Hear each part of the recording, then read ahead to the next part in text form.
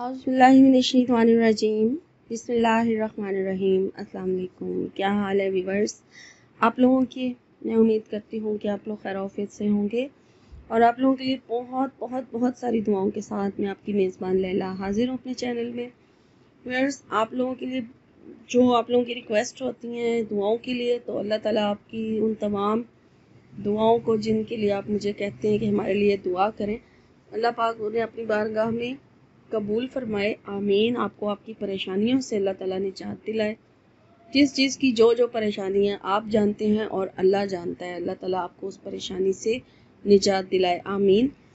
तो व्यूअर्स आज का जो मेरा टॉपिक है वो इस्तिखारा है। और इस्तिखारे के लिए वैसे तो मेरे चैनल पर पहले भी काफ़ी सारी वीडियोस जो हैं मौजूद हैं। और इस्तिखारे का मतलब है अल्लाह ताला से मशवरा करना। ठीक है, आप लोग मुझे कमेंट्स करते हैं कि इस्तिखारा क्या होता है। मैं पहले भी अपनी कई वीडियोस में इसका जिक्र कर चुकी हूँ, लेकिन चूंकि नए सब्सक्राइबर्स आ जाते हैं, ओल्ड वीडियोस को नहीं देखते, चैनल को विज़िट नहीं करते, फिर उनकी डिमांड होती है, फिर मुझे वो दोबारा से वीडियो बना के तो अपलोड करनी होती है। तो इस्तिखारा क्या है? रसूल अल्लाह सल्लल्लाहु अलैहि वसल्लम ने फरमाया कि जब तुम में से कोई शख्स किसी काम का इरादा करे और तो उसे पहले इस्तिखारा करना चाहिए। अब वो कारोबार के लिए है, सफ़र है, मकान की खरीदो फरोख्त है या शादी ब्याह का कोई काम है, तो इस्तिखारा जो है वो मुफीद होता है। और इसका तरीका भी मैं आपको बता देती हूँ। लेकिन जो है इस्तिखारे में आपने ये देखना होता है, ज़रूरी नहीं कि आप इस्तिखारा करके तो सोएंगे तो ही आपको ख्वाब में इशारा होगा। ये भी इसका तरीका है कि आप ख्वाब में भी इशारा मिल सकता है, ये नहीं कि नहीं मिलता।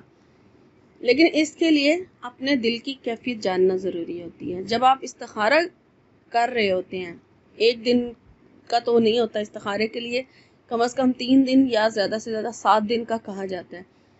तो जब आप इस्तिखारा कर रहे होते हैं उस दौरान आपको अगर कोई ख्वाब आता है या फिर आप अपने दिल की कैफियत मालूम करें कि आप इस्तिखारा करने के बाद आपके अंदर, आपके दिल में से क्या आवाज़ आ रही है, आपने वो सुननी है, वो महसूस करनी है कि जिस काम के लिए आपने इस्तिखारा किया है, क्या आपका माइंड और आपका दिल अभी भी उसमें उसकी तरफ है, माइल है, या फिर आप उससे दूरी इख्तियार करना चाहते हैं, आपका दिल उससे चढ़ रहा है, उस काम से आपका दिल हट रहा है।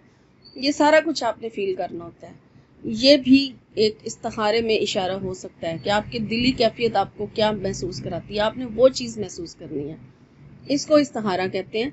इस्तिखारा करने के बाद ऑटोमेटिकली आपके रास्ते जो है वो अपने आप बनना शुरू हो जाते हैं, जिसके लिए आप इस्तिखारा कर रहे हैं। आप अगर वो चीज़ आपके हक में बेहतर होती है तो आपके लिए वो चीज़ जो है हासिल करना आसान होती चली जाती है। इस्तिखारे से ये भी होता है। और अगर वो चीज़ आपके हक में बेहतर नहीं है तो अल्लाह ताला खुद ब खुद आपको उस तरफ से फेर देता है, आपका दिल ही फेर देता है उस काम की तरफ से। तो इस्तिखारे से हमें ये चीज़ भी हासिल होती है। बाकी इस्तिखारे का तरीका जो हमारे प्यारे नबी सल्लल्लाहु अलैहि वसल्लम ने बताया है वही मैं आपसे बयान कर रही हूँ, वही आपको बताने जा रही हूँ कि आप सल्लल्लाहु अलैहि वसल्लम ने हमें इस्तिखारे का क्या तरीका बताया था। और वैसे तो अगर आप कोई और इस्तिखारा भी करना चाहें, मेरे चैनल पे विज़िट करें।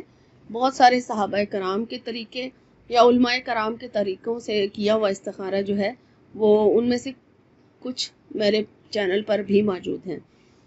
तो आप बहरहाल अभी जो मैं शेयर कर रही हूँ वो हमारे प्यारे नबी सल्लल्लाहु अलैहि वसल्लम का बताया हुआ अमल है। और इसमें आपने जब इरादा करना है, जैसे आप शादी के मामले में करना चाहते हैं कि फ़लाँ शख्स से मैं शादी करना चाहता हूँ या चाहती हूँ, वो शख्स मेरे हक़ में बेहतर है या नहीं है, ये चीज़ मालूम करने के लिए आपने इस्तिखारा करना है। तो सबसे पहले आपने 2 रकात नफल नमाज जो है वो अदा करनी है इस्तिखारे की नीयत से।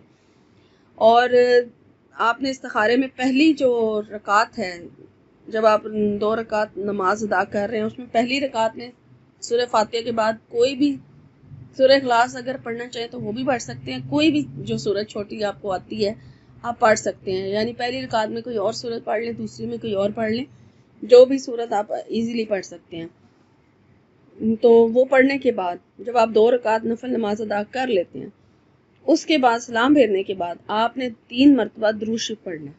ٹھیک ہے، آپ نے درود شریف پڑھنا ہے اور پھر آپ نے دعائے استخارہ پڑھنی ہے. دعائے استخارہ جو ہے وہ آپ کو یہ میری اسکرین پر نظر آ رہی ہوگی، یہ آپ نے پڑھنی ہے. ٹھیک ہے، اس دعا کو پڑھنے کے بعد جب آپ یہ دعا بھی پڑھ لیں گے، اس کے بعد آپ نے پھر اپنا یعنی کہ استخارے میں اس شخص کا خیال اپنے دل میں لانا ہے جس شخص کے لیے آپ نے استخارہ کیا. اگر آپ شادی کے لیے کر رہے ہیں تو اگر آپ نے کوئی اپنا گھر خریدنا ہے، کوئی مکان خریدنا ہے، تو جس سے آپ نے خریدنا ہے اس شخص کا اس بات کو اپنے ذہن میں لائیں.